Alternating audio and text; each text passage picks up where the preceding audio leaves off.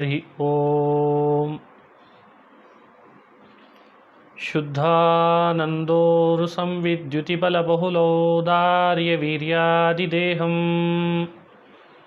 ಚಿಂತಾ ಸಂತಾಪಲೇಪೋದ್ಭವಮೃತಿಮುಖರಾಶೇಷದೋಷಾತಿದೂರಂ ಸದ್ಭಿರ್ವೈರಾಗ್ಯಭಕ್ತಿಶ್ರುತಿಮತಿನಿಯತಧ್ಯಾನಜಜ್ಞಾನಯೋಗಾತ್ ಗಮ್ಯಂ ವಂದೇ ಮುಕುಂದಾವಿಧಮಮಲಮಲಂ ಬ್ರಹ್ಮವೇದಾಂತವೇದ್ಯಂ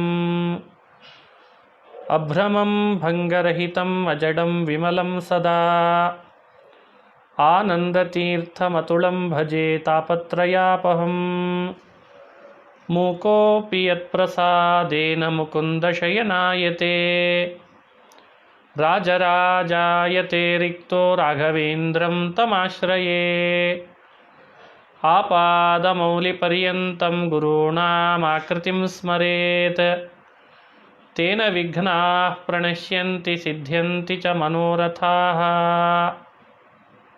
ಆಪದಾಮಪಹರ್ತಾರಂ ದಾತಾರಂ ಸರ್ವಸಂಪದಾಂ ಲೋಕಾಭಿರಾಮಂ ಶ್ರೀರಾಮಂ ಭೂಯೋ ಭೂಯೋ ನಮಾಮ್ಯಹಂ. ಬುದ್ಧಿರ್ಬಲಂ ಯಶೋಧೈರ್ಯಂ ನಿರ್ಭಯತ್ವಮರೋಗತಾ ಅಜಾಡ್ಯಂ ವಾಕ್ಪಟುತ್ವಂಚ ಹನುಮತ್ ಸ್ಮರಣಾತ್ ಭವೇತ್. ಶ್ರೀ ಹರಿವಾಯು ಗುರುಗಳ ಚರಣಾರವಿಂದಗಳಲ್ಲಿ ಭಕ್ತಿಪೂರ್ವಕ ಪ್ರಣಾಮಗಳನ್ನು ಅರ್ಪಿಸಿ ಶ್ರೀರಾಮಾಯಣದ ಸುಂದರಕಾಂಡದಲ್ಲಿ ನಿನ್ನೆ ನಾವು ಚಿಂತನೆ ಮಾಡುವಾಗ ಅಕ್ಷಕುಮಾರ ಹನುಮಂತನ ಮೇಲೆ ಶಸ್ತ್ರಗಳನ್ನು ಪ್ರಯೋಗ ಮಾಡ್ತಾ ಇದ್ದ. ಆ ಶಸ್ತ್ರಾಸ್ತ್ರಗಳ ಪ್ರಯೋಗದಿಂದ ಹನುಮಂತ ವಿಚಲಿತನಾಗಲಿಲ್ಲ ಅಂತ ಒಂದು ಪ್ರಸಂಗ ಬಂತು. ಅಕ್ಷಕುಮಾರ ಅಂದರೆ ಮಂಡೋದರಿಯ ಮಗ, ರಾವಣನ ಹೆಂಡತಿ ಮಂಡೋದರಿ. ಸಮಂಡ ಮಧ್ಯಗಾಸುತಂ ಸಮೀಕ್ಷ್ಯ ರಾವಣೋಪಮಂ ತೃತೀಯ ಏಷ ಚಾಂಶಕೋ ಬಲಸ್ಯ ಹೀತ್ಯಚಿಂತಯತ್.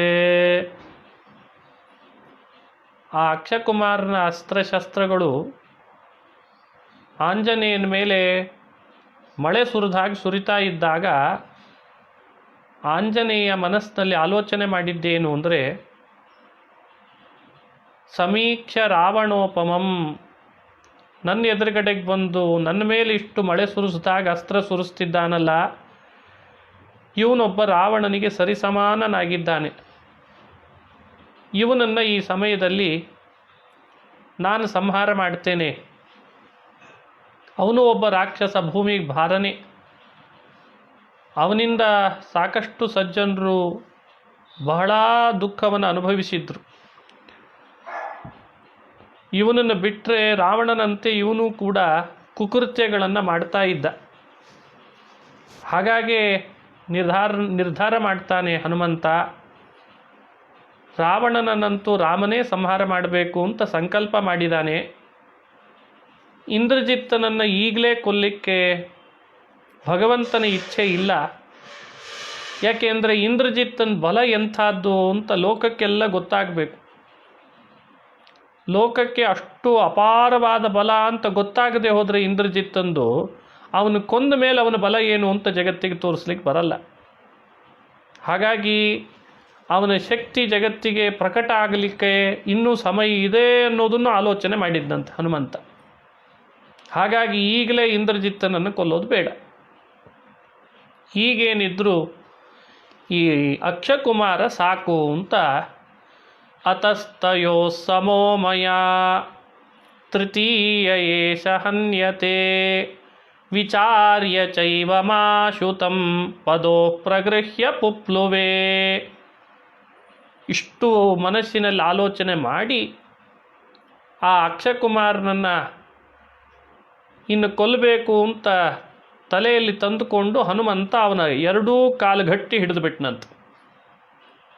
ಎರಡೂ ಕಾಲು ಗಟ್ಟಿ ಹಿಡಿದು ಅವನನ್ನು ಚಕ್ರ ತಿರುಗಿಸಿ ರಾವಣನ ಮಗನನ್ನು ಭೂಮಿಯ ಮೇಲೆ ಒಂದು ಸಲ ಅಪ್ಪಳಿಸಿದ್ದಂತ ಅಕ್ಷಕುಮಾರನನ್ನು.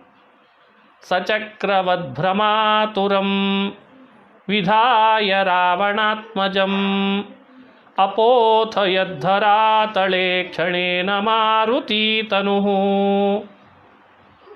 ಅವನು ಎಷ್ಟೊತ್ತು ಅಸ್ತ್ರ ಶಸ್ತ್ರಗಳಿಂದ ಹನುಮಂತನ ಮೇಲೆ ಎಗರಿ ಬಂದಿದ್ದ. ಆದರೆ ಅಂಥವನ ಮೇಲೆ ಹನುಮಂತ ಬಹಳ ಸಮಯ ತಗೊಳ್ಳಿಲ್ಲ. ಅವನಿಗೆ ಬಹಳ ಸಮಯ ತಗೊಳ್ದೇನೆ ಸೋಮನೆ ಕೈಯಲ್ಲಿ ಕಾಲನ್ನು ಹಿಡಿದು ಎಳೆದು ಚಕ್ರದಂತೆ ತಿರುಗಿಸಿ ನೆಲಕ್ಕೆ ಅಪ್ಪಳಿಸಿಬಿಟ್ನಂತೆ. ನೆಲಕ್ಕೆ ಅಪ್ಪಳಿಸಿದ್ದೇ ತಡ, ಇನ್ನೇನು ಬದುಕಲಿಕ್ಕೆ ಅವಕಾಶನೇ ಆಗಲಿಲ್ಲ. ಅಪೋಥಯದ್ಧರಾತಲೆ ಕ್ಷಣೇನ ಮಾರುತೀತನು ಅಂತಾರೆ. ಒಂದು ಕ್ಷಣ ಸಾಕಾಯ್ತಂತೆ ಹನುಮಂತನಿಗೆ ಅಕ್ಷಕುಮಾರನನ್ನು ಕೊಲ್ಲಿಕ್ಕೆ. ಹೀಗಾಗಿ ರಾಮಾಯಣದ ಈ ಪ್ರಸಂಗ ನಮಗೆ ಸಂದೇಶ ಕೊಡ್ತದೆ. ಎಷ್ಟೋ ತನಕ ಅವನ ಅಸ್ತ್ರಶಸ್ತ್ರಗಳನ್ನು ಬೀಸಿದ್ರು ಹನುಮಂತನಿಗೆ ಅವನ ಕೊಲ್ಲಿಕ್ಕೆ ಮಾತ್ರ ಒಂದು ಕ್ಷಣ ಸಾಕಾಯಿತು ಅಂತ ಹೇಳ್ತದೆ. ಹಾಗಾದರೆ ನಾವು ಅರ್ಥ ಮಾಡ್ಕೊಳ್ಬೇಕಾದ ಸಂಗತಿ, ಬಹಳ ಹೊತ್ತು ಬೇಕಾಗಲಿಲ್ಲ. ವಿಚೂರ್ಣಿತೆ ಧರಾತಲೆ ನಿಜೇ ಸುತೆ ಸರಾವಣಃ ನಿಶಮ್ಯ ಶೋಕತಾಪಿತಃ ತದಗ್ರಜಂ ಸಮಾದಿಶತೆ. ಭೂಮಿಯ ಮೇಲೆ ಅಪ್ಪಳಿಸಿದ ಅಕ್ಷಕುಮಾರನನ್ನು ಅಕ್ಷಕುಮಾರ ಸತ್ತೇ ಹೋಗಿದ್ದ. ಕಾಲಿನಿಂದ ಬಸಿಕಿ ಬಿಟ್ಟ, ಸತ್ತೇ ಹೋದ. ರಾವಣನಿಗೆ ಸುದ್ದಿ ಮುಟ್ಟಿಸಿದ್ರಂತೆ, ಅಕ್ಷಕುಮಾರನನ್ನು ಕೊಂದ, ಕಪಿ ಕೊಂದು ಬಿಡ್ತು ಅಂತ ಸುದ್ದಿ ಮುಟ್ಟಿಸಿದ್ರು ರಾವಣನಿಗೆ. ರಾವಣ ಕಣ್ಣೀರು ಹಾಕಿ ಭಾಳ ಶೋಕದಿಂದ ಗೊಳೋ ಅಂತ ಹತ್ನಂತೆ. ಆಮೇಲೆ ಇಂದ್ರಜಿತ್ತನನ್ನು ಕರಿತಾನೆ. ಅಕ್ಷಕುಮಾರನನ್ನು ಕೊಂದಿದೆ ಅಂತೆ ಕಪಿ, ಇಂದ್ರಜಿತ್ ನೀನು ಹೋಗು ಅಂತ ಆಮೇಲೆ ಇಂದ್ರಜಿತ್ತನನ್ನು ಕಳಿಸಿದ್ನಂತೆ. ಈ ಕಥೆ ರಾಮಾಯಣದ ಸುಂದರಕಾಂಡದಲ್ಲಿ ಬರ್ತದೆ. ಇದು ಅಕ್ಷಕುಮಾರ ಸಂಹಾರ ಅಂತ. ನಮಗೇನು ಸಂದೇಶ ರಾಮಾಯಣದಿಂದ, ನಾವೇನು ತಿಳಿಬೇಕು ಹನುಮಂತ ಮಾಡಿದ ಈ ಕಾರ್ಯದಿಂದ ಅಂದರೆ, ಭೂಮಿಯ ಮೇಲೆ ಹಾಕಿ ಅಪ್ಪಳಿಸಿ ಕೊನ್ನಲ್ಲ ಅಕ್ಷಕುಮಾರನನ್ನು, ಇದರಿಂದ ದುಃಖ ಅತಿಯಾಗಿ ಅನುಭವಿಸಿದವನು ರಾವಣ. ರಾವಣ ಮಾಡಿದ್ದು ಸೀತಾಪಹರಣ. ಸೀತೆಯನ್ನು ಅಪಹರಿಸಿದ ಮೇಲೆ ರಾಮನಿಗೂ ಕೂಡ ಅತಿ ಪ್ರೀತಿ ಪಾತ್ರಳಾದ ಸೀತೆ ರಾವಣ ಅಪಹರಿಸ್ಕೊಂಡು ಹೋದ ಅಂತ ನೆಲದ ಮೇಲೆ ಹೊರಳಾಡಿ ದುಃಖ ತಪ್ತನಾಗಿ ಶೋಕದಿಂದ ಭಾಳ ಅತ್ತ ಅಂತ ರಾಮಾಯಣ ವರ್ಣನೆ ಮಾಡ್ತದೆ. ಅತ್ತ ಅಂದರೆ ಅತ್ತಂತೆ ನಟಿಸಿದ ಅಂತ ಇಷ್ಟೇ ಅರ್ಥ. ಹಾಗೆ ಇಲ್ಲೇನು ಮಾಡಿದ ಅಂದರೆ, ಸೀತೆಯನ್ನು ಅಪಹರಿಸಿದಾಗ ರಾಮನನ್ನು ಅಳುವಂತೆ ಮಾಡಿದ್ನಲ್ಲ ರಾವಣ, ಆ ಅಪಹರಣದ ತಕ್ಕ ಶಾಸ್ತಿ, ಅಪಹರಣಕ್ಕೆ ತಕ್ಕ ಉತ್ತರ ಕೊಡಬೇಕು, ಶಿಕ್ಷೆ ಕೊಡಬೇಕು ರಾವಣನಿಗೆ ಅಂತ. ಅದಕ್ಕೋಸ್ಕರನೇ ಅವನಿರುವಾಗ, ಅವನು ಬದುಕಿರುವಾಗಲೇ ಅವರ ಮಗನನ್ನು ಕೊಂದು ಅವನಿಗೆ ಆ ದುಃಖ ಬರೋ ಹಾಗೆ ಮಾಡಿದ್ನಂತೆ. ಅತಿಶೋಕ ಯಾವುದು ಅಂತ ಹಿರಿಯರು ಹೇಳುವಾಗ ಪುತ್ರ ಶೋಕನೇ ಅತಿಶೋಕ. ಪುತ್ರ ಮರಣ, ತಂದೆ ಇನ್ನೂ ಬದುಕಿದ್ದು ಮಕ್ಕಳು ಸಾಯ್ತಾರಲ್ಲ ಕಣ್ಣೆದುರುಗಡೆಯಲ್ಲಿ, ಅದಕ್ಕಿಂತ ಬಹಳ ದೊಡ್ಡ ದುಃಖ ಇನ್ನೊಂದು ಇಲ್ಲ. ಮಕ್ಕಳು ಬದುಕಿರುವಾಗ ತಂದೆಗೆ ವಯಸ್ಸಾದ ಮೇಲೆ ಅವರು ಹೋಗೋರೆ, ಆದ್ದರಿಂದ ಹೋಗ್ತಾರೆ. ಅದು ಮಗ ಅದನ್ನು ಸಹಿಸ್ಕೊಳ್ಳೇಬೇಕು. ಅದು ದುಃಖ ಅನ್ನೋಕ್ಕಿಂತ ಅಲ್ಲೊಂದು ಕಾರಣ ಇದೆ. ವಯಸ್ಸಾಗಿತ್ತು, ತಂದೆ ಅಂತ ಆದಮೇಲೆ ಮಕ್ಕಳನ್ನು ಇಷ್ಟು ಬೆಳೆಸಿರ್ತಾರೆ, ಅವ್ರು ಹೋಗಬೇಕು, ಹೋಗೋರೆ.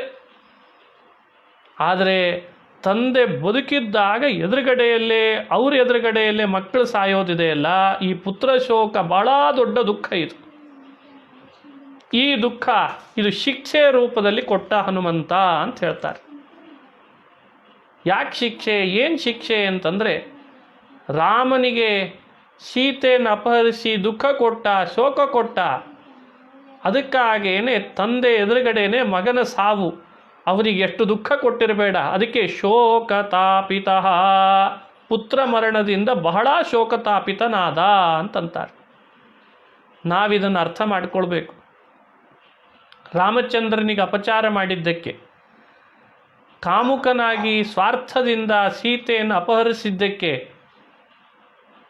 ಅವನ ಎದುರುಗಡೆ, ಅವನ ಕಣ್ಣೆದುರುಗಡೆ ಅವರ ಸಪುತ್ರನೇ ಅವ ಕಳ್ಕೊಂಡು ದುಃಖ ಪಡೋ ಪ್ರಸಂಗ ಬಂತಂತೆ. ರಾಕ್ಷಸರ ಸೈನ್ಯ 80 ಕೋಟಿ ಹೋಯಿತು, ಅಂಥದ್ದೇನು ದುಃಖ ಅಲ್ಲ ಅದು ಅವನಿಗೆ. ಮತ್ತೆ ಸೈನ್ಯ ಪಡಿತಾನೆ.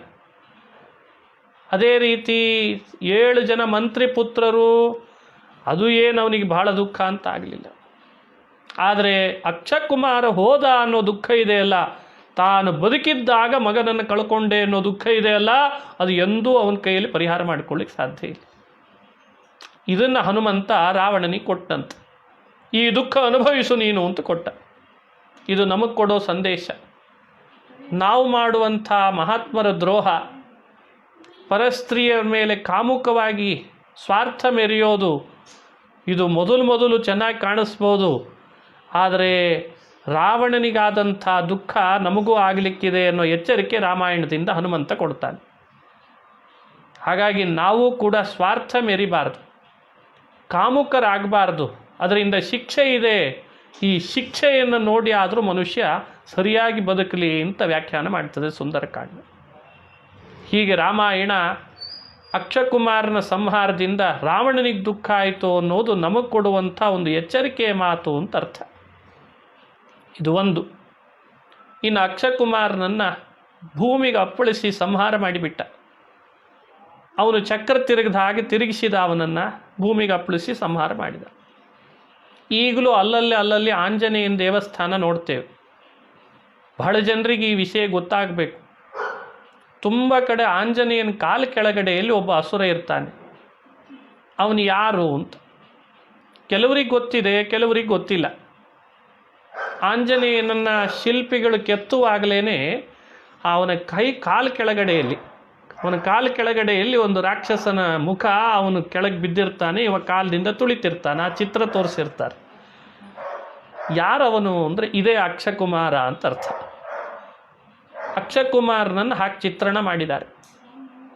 ಅವನು ಕಾಲಿನಿಂದ ಅಕ್ಷಕುಮಾರನನ್ನು ತುಳಿದಿದ್ರದ್ದೇ ಅದು ಎಲ್ಲ ಕಡೆಯಲ್ಲೂ ಕೂಡ ಶಿಲ್ಪಿಗಳು ಹಾಗೇ ತಯಾರು ಮಾಡಿರ್ತಾರೆ. ಹನುಮಂತನ ಕಾಲು ಕೆಳಗಡೆ ಅವನಿರ್ತಾನೆ ಅಂತ ಅರ್ಥ. ನಾವು ಅರ್ಥ ಮಾಡಿಕೊಳ್ಬೇಕು. ಅಕ್ಷಕುಮಾರ ಅಂದರೆ ರಾವಣನ ಕುಮಾರ, ರಾವಣನ ಮಗ, ಒಂದು ಸ್ವಾರ್ಥದ ಕೂಸು ಅಂತ ಅರ್ಥ.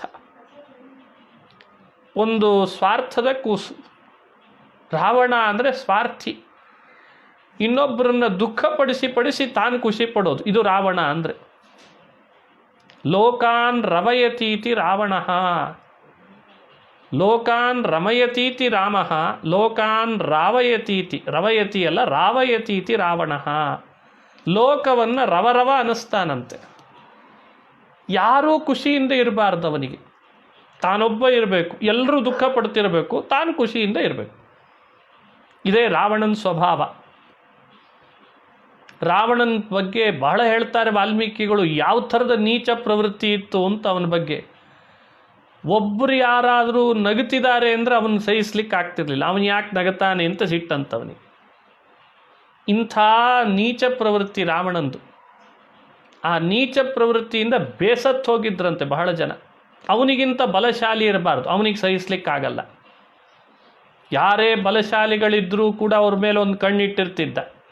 ಸಮಯ ನೋಡಿ ಅವ್ರ ಮೇಲೆ ಹಾಕಿದ್ದೇ ಅವ್ರ ಮೇಲೆ ಏನಾದರೂ ಒಂದು. ಅವನಿಗಿಂತ ಬಲಶಾಲಿಗಳಿರಬಾರ್ದು, ಅವನಿಗಿಂತ ಸಿರಿವಂತರಾಗಿರಬಾರ್ದು, ಅವನಿಗಿಂತ ಅತಿ ಎತ್ತರದಲ್ಲಿ ಓಡಾಡಬಾರ್ದು. ಇದೆಲ್ಲ ಅಸೂಯೆ. ಕುಬೇರನ ಹತ್ರ ಇತ್ತು ಪುಷ್ಪಕ, ಅದು ಕುಬೇರನ ವಿಮಾನ. ಪಾಪ ನೋಡಿದರೆ ಅವನ ಜೊತೆಗೆ ಜಗಳಾಡಿ ಕುಬೇರನ ದಾಯಾದಿ, ಕುಬೇರ ಅಂದರೆ ಏನು ತಮ್ಮ ಇವನಿಗೆ, ಅವನ ಹತ್ರ ಜಗಳಾಡಿ ನಿನಗೆ ಬೇಡ ಅಂತ ದೇವಲೋಕದ ವಿಮಾನವನ್ನು ತನ್ನ ಲಂಕೆಗೆ ತಂದಿಟ್ಟುಕೊಂಡಿದ್ದಂತೆ ಪುಷ್ಪಕ. ಇದು ಎಂಥ ಸ್ವಾರ್ಥಿ ನೋಡಿ. ಹೇಳ್ತಾನೆ ಕುಬೇರ, ಅಲ್ವೋ ಅದು ಅಲ್ಲಿ ಲೋಕದ್ದು, ನಾನು ದೇವಲೋಕದಲ್ಲಿರಬೇಕು, ನನಗೋಸ್ಕರ ಅಂತ ಬ್ರಹ್ಮದೇವರು ಕೊಡಿಸಿರ್ತಾರೆ, ಅಂಥವೆಲ್ಲ ಮಾಡಿಬಿಡೆ ನನಗೆ ಹೇಳಿ. ಯಾವ ಬ್ರಹ್ಮ ಅಂತಂದಿದ್ದಂತೆ. ಎಲ್ಲಿ ಬ್ರಹ್ಮ, ಎಲ್ಲಿ ದೇವತೆಗಳು, ಎಲ್ಲ ನನ್ನ ಅಧೀನ ಅಂತಿದ್ದಂತೆ. ಹೀಗೆ ಯಾವುದನ್ನು ಇನ್ನೊಬ್ಬರ ಹತ್ರ ಅವನಿಗಿಂತ ಹೆಚ್ಚು ಸಂಪತ್ತಿದೆ ಅಂದರೆ ಸಹಿಸಲ್ಲ, ಅವನಿಗಿಂತ ಹೆಚ್ಚು ಬುದ್ಧಿವಂತರು ಅಂದರೆ ಸಹಿಸಲ್ಲ. ಅವನಿಗೆಲ್ಲವೂ ಬೇಕು, ಇನ್ನೊಬ್ಬರು ಎಲ್ಲರೂ ದುಃಖ ಪಡ್ತಿರಬೇಕು. ಇಂಥ ನೀಚ ಪ್ರವೃತ್ತಿಯ ರಾವಣ, ನೀಚತನದ ರಾವಣ, ಅವನಿಗೆ ಹುಟ್ಟಿದಂಥ ಅಕ್ಷಕುಮಾರ ಅವನಿಗೆ ಸರಿಸಮಾನ ಎಲ್ಲದರಲ್ಲೂ ಇದ್ದಂತೆ. ಅವನು ಸ್ವಾರ್ಥಿ, ನೀಚತನ, ಕಪಟತನ, ಇನ್ನೊಬ್ಬರ ತಲೆ ಒಡೆಯೋದು, ಇನ್ನೊಬ್ಬರನ್ನ ದುಃಖಪಡಿಸಿ ತಾನು ಖುಷಿ ಪಡೋದು, ಅಸೂಯೆ ಪಡೋದು, ಈರ್ಷ್ಯೆ ಪಡೋದು, ಇದೆಲ್ಲ ಅಕ್ಷಕುಮಾರ. ಇಂಥ ದುರ್ಗುಣಗಳ ಬೆಟ್ಟವೇ ಅಕ್ಷಕುಮಾರ. ರಾವಣನನ್ನು ಕೊಂದು ಭೂಮಿಗೆ ಶಾಂತಿಯನ್ನು ಉಂಟು ಮಾಡಿದವ, ಹನುಮಂತ ಅಕ್ಷಕುಮಾರನನ್ನು ಕೊಂಡು ಭೂಮಿಗೆ ಶಾಂತಿಯನ್ನು ಉಂಟು ಮಾಡಿದ ಅಂತ ಅರ್ಥ. ಹಾಗಾಗಿ ನಾವು ಹನುಮಂತನ ಸ್ಮರಣೆ ಮಾಡುವಾಗ ಇಂಥ ಅಕ್ಷಕುಮಾರನಲ್ಲಿದ್ದ ದುರ್ಗುಣಗಳು ನಮಗೆ ಬರದಂತೆ ಮಾಡು ಅಂತ ಕೇಳ್ಕೊಳ್ಬೇಕಂತ. ಯಾವಾಗಲೂ ನಿನ್ನ ಕಾಲು ಕೆಳಗಡೆ ದುರ್ಗುಣಗಳಿರ್ತಾವೆ. ಸುಗುಣಗಳ ಖನಿನೇ ಹನುಮಂತ. ಹನುಮಂತ ಅಂದರೆ ಸುಗುಣಗಳ ಖನಿ. ಅವನ ಕಾಲಡಿಯಲ್ಲಿ ಅಕ್ಷಕುಮಾರ ಅಂದರೆ ದುರ್ಗುಣಗಳ ಖನಿ ಅಂತ ಅರ್ಥ. ದುರ್ಗುಣಗಳು ಸುಗುಣನ ಕಾಲ ಕೆಳಗಿದ್ದಾವೆ. ಹಾಗಾಗಿ ನಮಗೆ ಯಾವ ಥರದ ದುರ್ಗುಣಗಳು ಬರದಂತೆ ಅದನ್ನು ಕಾಲಿನಿಂದ ತುಳಿದು ಅಕ್ಷಕುಮಾರನನ್ನು ತುಳಿದಂತೆ ತುಳಿದು ನಮ್ಮನ್ನು ಅನುಗ್ರಹಿಸುವಂಥ ಹನುಮಂತನನ್ನು ನಾವು ಪ್ರಾರ್ಥನೆ ಮಾಡ್ತಿರ್ಬೇಕು. ಈಗ ಈ ಪ್ರಾರ್ಥನೆ ಬಹಳ ಬಹಳ ಮುಖ್ಯವಾದದ್ದು. ಯಾಕಂದರೆ ನೀವು ಬಹುದಿವಸಗಳಿಂದ ಏನು ಕೆಲಸ ಇಲ್ಲ ಅಂತ ಒಂದು ರೀತಿ ಭಾಳ ಮೈಲ್ಡಾಗಿ ಏನೋ ಮನೆಯಲ್ಲಿ ನಮ್ಮನ್ನೇ ಕೂಡ ಹಾಕಿದ್ದಾರೆ ಅನ್ನೋ ಹಾಗಿದ್ದೇವೆ. ಯಾವುದಾದ್ರೂ ದುರ್ಗುಣ ನಮ್ಮ ಹತ್ರ ಬರ್ತಿದೆಯಾ ಅಂತ ಸ್ವಲ್ಪ ಯೋಚನೆ ಮಾಡ್ತಿರ್ಬೇಕು. ಇವಾಗ ಆಲಸ್ಯ, ಅಸೂಯೆ, ಈರ್ಷೆ, ಸ್ವಾರ್ಥ, ಇನ್ನೊಬ್ಬರಿಗೆ ಮೋಸ ಮಾಡಬೇಕು ಅಂತ ಕ್ರಿಮಿನಲ್ ಮೈಂಡು, ಇಂಥ ದುರ್ಗುಣಗಳೇನಾದರೂ ನಮ್ಮಲ್ಲಿ ಬರ್ತಿದೆಯಾ ಅಂತ ಸ್ವಲ್ಪ ಯೋಚನೆ ಮಾಡಬೇಕು. ಹಾಗೆ ಬಂದರೆ ನಾವೆಲ್ಲ ಅಕ್ಷಕುಮಾರನಂತ ಆಗ್ತೇವೆ, ಹನುಮಂತನ ಕಾಲ ಕೆಳಗೆ ಹೋಗ್ಬೇಕಾಗ್ತದೆ. ಹಾಗಾಗಿ ಅಂಥ ದುರ್ಗುಣಗಳು ಬರದಂತೆ ಹನುಮಂತ ನೀನೇ ನಮ್ಮನ್ನು ರಕ್ಷಿಸಬೇಕು ಅಂತ ಹೀಗೆ ಹನುಮಂತನ ಚರಿತ್ರೆಯನ್ನು ಶ್ರವಣ ಮಾಡುವವರು ಅಕ್ಷಕುಮಾರನ ಸಂಹಾರ ಅದು ದುರ್ಗುಣಗಳ ಸಂಹಾರ ಅಂತ ವ್ಯಾಖ್ಯಾನ ಮಾಡಬೇಕು. ನಮ್ಮಲ್ಲಿ ಆ ದುರ್ಗುಣ ಬರದಂತೆ ಮಾಡು ಅಂತ ಪ್ರಾರ್ಥನೆ ಮಾಡಬೇಕು. ಇದಾದ ಮೇಲೆ ಇಂದ್ರಜಿತ್ತನನ್ನು ಕಳಿಸಿದ ರಾವಣ. ಬಹಳ ಅತ್ತ ಅಕ್ಷಕುಮಾರ ಸತ್ನಲ್ಲ ಅಂತ. ಇದು ಯೋಚನೆ, ಇದು ಎಚ್ಚರಿಕೆಯ ಅಂಶವೇ. ಇಂದ್ರಜಿತ್ತನನ್ನು ಕಳಿಸಿದ ಮೇಲೆ ಅವನೇನು ಮಾಡಿದ, ಅವನ ಹತ್ರ ಒಂದು ಅಸ್ತ್ರ ಇತ್ತು, ಬ್ರಹ್ಮಾಸ್ತ್ರ ಅಂತ ಬಹಳ ಪ್ರಸಿದ್ಧ ಅದು. ಆ ಅಸ್ತ್ರವನ್ನು ಅವನು ಹನುಮಂತನ ಮೇಲೆ ಬಿಡೋಣ ಅಂತ. ಈ ಬ್ರಹ್ಮಾಸ್ತ್ರಕ್ಕೆ ಉಳಿದ ಯಾವ ಅಸ್ತ್ರಗಳು ಸರಿಸಮಾನ ಇಲ್ಲ. ಬ್ರಹ್ಮಾಸ್ತ್ರ ಅಂದರೆ ಅದು ಕೊನೆಗೆ ಅಸ್ತ್ರಗಳ ಅತಿ ಬಲಶಾಲಿ ಅಸ್ತ್ರಗಳಲ್ಲ, ಅದು ಕೊನೆಯ ಅಸ್ತ್ರ. ಹನುಮಂತನ ಮೇಲೆ ಅದನ್ನು ಪ್ರಯೋಗಿಸೋಣ ಅಂತ ಬಂದಿದ್ದ ಆತ. ಏನು ಮಾಡೋದು ನೋಡಿ, ಎಂಥ ವಿಚಿತ್ರ ರಾಕ್ಷಸರ ದಡ್ತನ. ಇಂದ್ರಜಿತ್ ಭಾರಿ ಬುದ್ಧಿವಂತಿಕೆ ಉಪಯೋಗಿಸ್ತೇನೆ, ಒಂದು ಬ್ರಹ್ಮಾಸ್ತ್ರ ಬಿಟ್ಟುಬಿಡ್ತೇನೆ, ಅವನ ಮೇಲೆ ಬಂಧನ ಮಾಡ್ಬೋದು ಅಂತ. ವಿಚಿತ್ರ ಅಂದರೆ ಇಂದ್ರಜಿತ್ತು ಅಸ್ತ್ರ ಹಿಡ್ಕೊಂಡು ಮಂತ್ರಿಸಿ ಬಿಡೋ ಸಮಯಕ್ಕೆ ಸರಿಯಾಗಿ ರಾಕ್ಷಸರೆಲ್ಲ ಏನು ಮಾಡಿದ್ರು, ಹಗ್ಗ ತೊಗೊಂಡು ಬಂದಿದ್ರಂತೆ. ಇದೇ ದಡ್ತನ ಅಂತ. ಅವ್ರು ಹಗ್ಗ ತಂದದ್ದು ಇಂದ್ರಜಿತ್ ನೋಡಲಿಲ್ಲ. ಇವನು ಅಸ್ತ್ರ ಬಿಡ್ತಿದ್ದಾನೆ ಅನ್ನೋದು ರಾಕ್ಷಸರಿಗೆ ಗೊತ್ತಿಲ್ಲ. ಇದಕ್ಕೆ ಅನ್ನೋದು ಒಂದು ಯುದ್ಧ ಅಂತ ಮಾಡಬೇಕಾದ್ರೆ ಬಹಳ ಚಾಣಾಕ್ಷತೆ ಇರಬೇಕು ಯುದ್ಧ ಮಾಡೋರು ಯಾವಾಗಲೂ ಕೂಡ. ಈ ಚದುರಂಗದ ಆಟ ಅಂತ ಆಡ್ತಿರ್ತಾರೆ. ಆ ಚದುರಂಗದ ಆಟದಲ್ಲಿ ಮುಂದುಗಡೆ ಬಿಟ್ಟಂಥ ಸೈನಿಕ ಅವನ ದುರ್ಬಲನೇ. ಸೈನಿಕ ಅಂದರೆ ದುರ್ಬಲನೇ. ಸೈನಿಕ ದುರ್ಬಲ ಇರ್ಬೋದು, ಆದರೆ ಅವನ ಹಿಂದೆ ಯಾರ್ದೇನು ಶಕ್ತಿ ಇರ್ತದೆ, ಸಪೋರ್ಟ್ ಇರ್ತದಲ್ಲ, ಆನೆನೋ ಒಂಟೆನೋ ಕುದುರೆನೋ, ಅದಕ್ಕೆ ಸಪೋರ್ಟ್ ಇದ್ದರೆ ಅಷ್ಟು ಸುಲಭವಾಗಿ ಸೈನಿಕನನ್ನು ಯಾರೂ ತಡಿಲಿಕ್ಕೆ ಸಾಧ್ಯ. ಯಾಕೆ ಅವನ ಹಿಂದಿರೋ ಸಪೋರ್ಟ್ ಬಹಳ ಮುಖ್ಯ ಆಗ್ತದೆ. ಹೀಗೆ ಯಾವುದರ ಹಿಂದೆ ಯಾವುದರ ಸಪೋರ್ಟ್ ಇದೆ ಅದೆಲ್ಲ ಯೋಚನೆ ಮಾಡಿ ಚದುರಂಗದ ಆಟ ಆಡಬೇಕು. ದುರ್ಬಲ ಆಗಿಬಿಟ್ರೆ ಎಲ್ಲ ಆಟ ಕೆಟ್ಟು ಹೋಗ್ತದೆ. ಒಂದು ಚದುರಂಗದ ಆಟ ಆಡಬೇಕಾದ್ರೆ ಎಷ್ಟು ಚಾಣಾಕ್ಷತನೇ ಇರಬೇಕು ನಮಗೆ. ಕುದುರೆ ಹೇಗೆ ಹೋಗ್ತದೆ, ಒಂಟೆ ಹೇಗೆ ಹೋಗ್ತದೆ, ಆನೆ ಹೇಗೆ ಹೋಗ್ತದೆ, ಮಂತ್ರಿಯ ಶಕ್ತಿ ಏನು, ಇದು ಚದುರಂಗದ ಆಟಕ್ಕೆ ಇಷ್ಟೆಲ್ಲ ಇದೆ. ಇನ್ನು ನಿಜವಾಗಲೂ ಯುದ್ಧ ಮಾಡಬೇಕಾದ್ರೆ ಎಷ್ಟು ಚಾಣಾಕ್ಷತೆ ಇರಬೇಕು. ಇಂದ್ರಜಿತ್ತಿಗೆ ಒಬ್ಬನ ಜೊತೆಗೆ ಯುದ್ಧ ಆಗಬೇಕಿದೆ ಅಷ್ಟೇ. ಹನುಮಂತನೊಬ್ಬನೊಟ್ಟಿಗೆ ಯುದ್ಧ. ಹನುಮಂತನ ಜೊತೆಗೆ ಯಾವ ಸೈನಿಕರಿಲ್ಲ, ಸಹಾಯಕರಿಲ್ಲ, ಅವನು ಯಾವ ಅಸ್ತ್ರಗಳನ್ನು ಬಳಸ್ತಿಲ್ಲ, ಮಂತ್ರಶಕ್ತಿ ಉಪಯೋಗಿಸ್ತಿಲ್ಲ, ಸುಮ್ಮನೆ ಕೈ ಬೀಸ್ತಾನೆ ಕಾಲು ಬೀಸ್ತಾನೆ, ಕೈ ಬೀಸ್ತಾನೆ ಕಾಲು ಬೀಸ್ತಾನೆ. ಇಷ್ಟೇ ಹನುಮಂತನ ಬಲ ನೋಡ್ರಿ, ಹೇಗಿರಬೇಡ. ಇಂಥವನ ಮೇಲೆ ಬ್ರಹ್ಮಾಸ್ತ್ರ ಬಿಡ್ತೀನಿ ಅಂತ ಹೋಗಿದ್ದಾನೆ.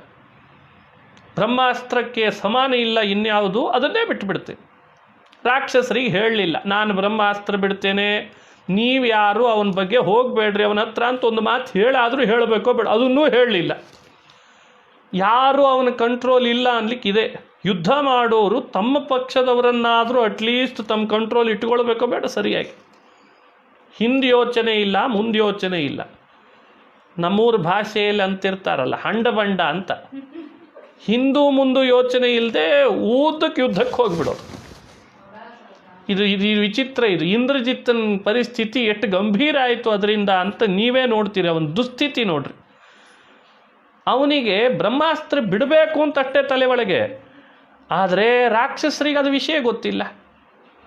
ರಾಕ್ಷಸರ ಅದೇ ಸಮಯಕ್ಕೆ ಈ ಕಪಿನ ನಾವೆಲ್ಲರೂ ಹಗ್ಗದಿಂದ ಕಟ್ಟಿ ಹಾಕೋಣ ಅಂತ ಅವು ಪ್ರಯತ್ನ ಪಡ್ತಿದ್ದಾರೆ. ಹಗ್ಗದಿಂದ ಕಟ್ಟಿ ಹಾಕ್ಲಿಕ್ಕೆ ಪ್ರಯತ್ನ ರಾಕ್ಷಸರದ್ದು, ಬ್ರಹ್ಮಾಸ್ತ್ರದಿಂದ ಕಟ್ಟಿ ಹಾಕ್ತೇನೆ ಅನ್ನೋ ಪ್ರಯತ್ನ ಇಂದ್ರಜಿತ್ತದ್ದು. ಸಮಸ್ಯೆ ಏನಾಯಿತು ಅಂದರೆ, ಈ ಬ್ರಹ್ಮಾಸ್ತ್ರ ಬಿಡುವಾಗ ಅದರದ್ದೊಂದು ಘನತೆ ಇದೆ. ಅದನ್ನು ಬಿಡ್ತೇವೆ ಅಂದರೆ ಇನ್ಯಾವ ಥರದ್ದು ಪ್ರಯತ್ನವನ್ನು ಶತ್ರುವಿನ ಮೇಲೆ ಆ ಸಮಯಕ್ಕೆ ಮಾಡಬಾರ್ದು. ಯಾಕಂದರೆ ಬ್ರಹ್ಮಾಸ್ತ್ರಕ್ಕೆ ಅವಮಾನ ಅಲ್ವೇ.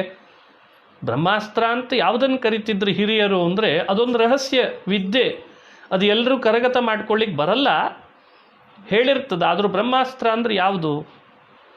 ಈಗೇನು ಗಾಯತ್ರಿ ಇದೆ, ಗಾಯತ್ರಿಯನ್ನೇ ಹಿಂದಿನಿಂದ ಜಪಿಸಿದರೆ ಅದು ಬ್ರಹ್ಮಾಸ್ತ್ರವಾಗ್ತದೆ. ಆ ಬ್ರಹ್ಮಾಸ್ತ್ರ ಗಾಯತ್ರಿಯನ್ನು ಹಿಂದಿನಿಂದ ಜಪಿಸಿ ಸಿದ್ಧಿ ಪಡ್ಕೊಳ್ಬೇಕು. ಇದೇ ಬ್ರಹ್ಮಾಸ್ತ್ರ. ಅದನ್ನು ಅವನು ಪ್ರಯೋಗ ಮಾಡಲಿಕ್ಕೆ ಹೊರಟಿದ್ದಾನೆ. ಅದರದ್ದೇ ಘನತೆ ಇದೆ. ಬ್ರಹ್ಮನೇ ಅದಕ್ಕೆ ದೇವತೆ, ಚತುರ್ಮುಖ ಬ್ರಹ್ಮ ಸೃಷ್ಟಿಕರ್ತ, ಭಾರೀ ಪ್ರಭಾವಶಾಲಿ ಅಸ್ತ್ರ. ಅದನ್ನು ಬಿಡುವಾಗ ಅದರ ಜೊತೆಯಲ್ಲಿ ಇನ್ಯಾವ ಥರದ್ದು ಕೂಡ ಅದೇ ಶತ್ರುವಿನ ಮೇಲೆ ಬೇರೆದನ್ನು ಉಪಯೋಗಿಸಬಾರ್ದು. ಇಲ್ಲೇನಾಯಿತು ಅಂದರೆ, ರಾಕ್ಷಸರು ಹಗ್ಗ ಇಟ್ಕೊಂಡು ಹನುಮಂತನ ಮೇಲೆ ಕಟ್ಟಲಿಕ್ಕೆ ಅಂತ ಹೋಗಿಬಿಟ್ರು. ಇವ ಏನು ಮಾಡಿದ? ಬ್ರಹ್ಮಾಸ್ತ್ರ ಬಿಟ್ಬಿಟ್ಟ. ಬ್ರಹ್ಮಾಸ್ತ್ರ ಪ್ರಯೋಗಿಸಿದ, ಹಗ್ಗ ಇಟ್ಕೊಂಡು ಹೊರಟು ಬಿಟ್ರು. ಕೂಗ್ತಿದ್ದಾನೆ ರಾಕ್ಷಸರ ಮೇಲೆ, ಹೋಗಬೇಡ್ರೋ ಹಗ್ಗ ಹಿಡ್ಕೊಂಡು, ನಾ ಬ್ರಹ್ಮಾಸ್ತ್ರ ಬಿಟ್ಟಿದ್ದೇನೆ ಅಂತ. ಬ್ರಹ್ಮಾಸ್ತ್ರ ಪ್ರಯೋಗಿಸಿ ಆಯಿತು, ಹಗ್ಗನೂ ಹಿಡ್ಕೊಂಡು ಹೋಗಿಬಿಟ್ಟ.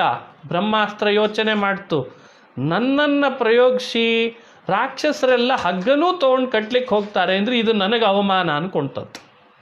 ಇದು ಬ್ರಹ್ಮಾಸ್ತ್ರಕ್ಕೆ ಮಾಡಿದ ಅಪಮಾನ.